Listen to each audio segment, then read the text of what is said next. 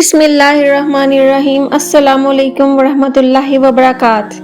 کیا آپ کا دل بار بار پریشان رہتا ہے؟ کیا غم، بے سکونی یا فکر نے آپ کا سکون چھین لیا ہے؟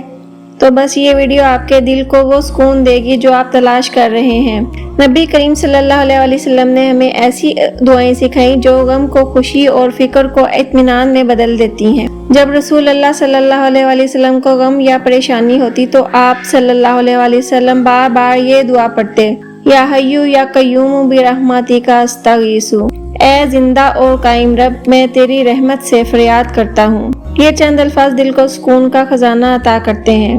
سنن ابو داؤد حدیث نمبر 1525 میں نبی کریم صلی اللہ علیہ وسلم نے فرمایا: اللہ اللہ ربی لا اشرک بہ شیئا، اللہ اللہ میرا رب ہے، میں اس کے ساتھ کسی کو شریک نہیں کرتا۔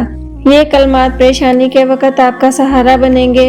ایک اور دعا کو نبی کریم صلی اللہ علیہ وسلم نے ہمیں سکھایا۔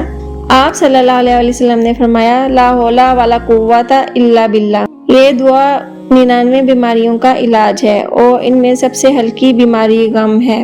سونے سے پہلے نبی صلی اللہ علیہ وسلم یہ دعا پڑھتے: اعوذ بکلمات اللہ التامات من شر ما خلق، میں اللہ کے مکمل کلمات کے ذریعے پناہ مانگتا ہوں اس کی ہر مخلوق کے شر سے۔